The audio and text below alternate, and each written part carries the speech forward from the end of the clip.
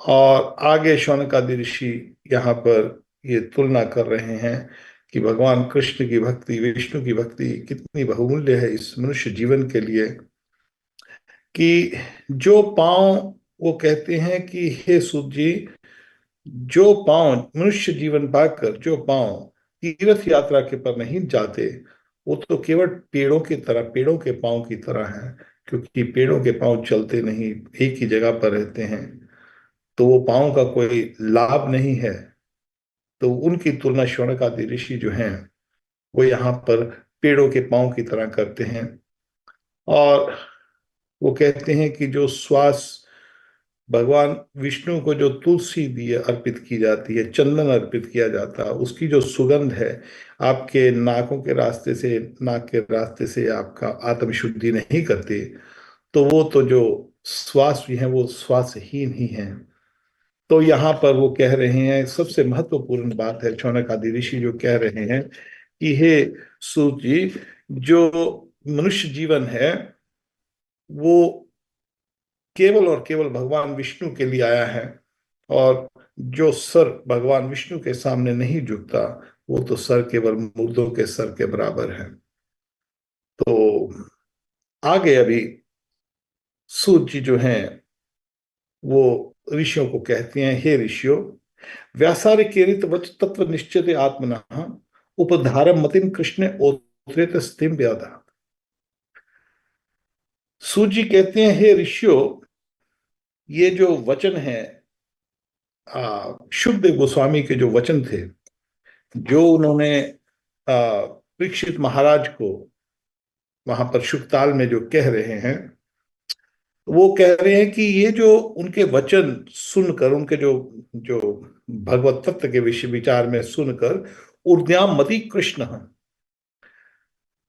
जो शुकदेव है, परीक्षित है, उसकी जो मति है उसने पूर्ण कृष्ण को समर्पित कर दी।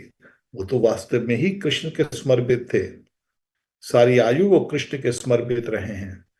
परंतु यहाँ पर ये एक बहुत महत्वपूर्ण बात है हमको जानने की, कि जो परीक्षित हैं वो शुकताल में सुखदेव गोस्वामी के सामने बैठे हैं, और जो सुखदेव गोस्वामी जी हैं, वो यहाँ पर एक, सूत गोस्वामी ने बहुत महत्वपूर्ण बात कही है।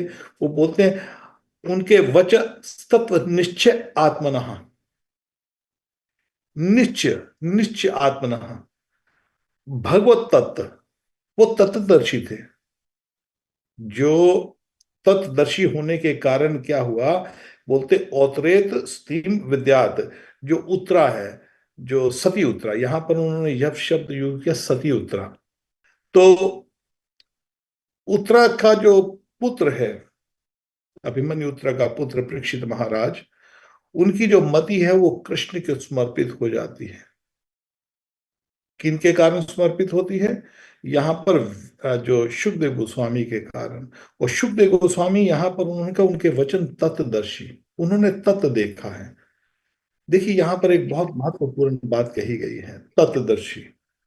भगवान कृष्ण ने भी कहा है गीता के अंदर, भगवान कृष्ण कहते हैं कि तद्विधि प्रणिपातेन परिप्रश्नेन सेवया उपदक्षिणते ज्ञानम ज्ञानेन तत्वदर्शिना। कहा गया है कि व्यक्ति ज्ञान कैसे, किससे प्राप्त करता है, तत्वदर्शी से। और तत्वदर्शी उसको क्या कहते हैं, तत्वदर्शी उसको उपदेक्षित ज्ञानम, वो ज्ञान देता है, प्रणिपातेन परिप्रश्नेन। तद्विधि व्यक्ति को मनुष्य जीवन में ऐसे व्यक्ति के पास जाना चाहिए, किसके पास जाना चाहिए, जो तत्वदर्शी हो, उसका दंडवत करे। दंडवत करने का फिजिकली तो वो है, वो तो एक औपचारिकता है। मन से उसके समर्पित हो, मन से उसके आप निमन होकर, परिप्रश्नेन, उससे प्रश्न पूछा जाए, उसकी सेवा की जाए। जब तक हम निम्न नहीं होते तो हमको भगवत प्राप्ति नहीं हो सकती।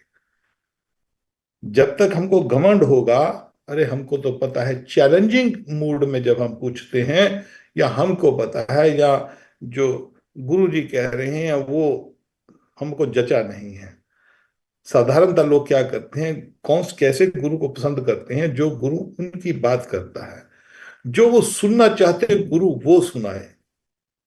और आजकल 99.9% यही धंधा चलता है। वो तो तत्दर्शी नहीं है। तत्दर्शी जो व्यक्ति होता है वो अपने जो चेले हैं उनको वो सुनाना चाहता है जिससे उसको भगवत प्राप्ति हो जाए।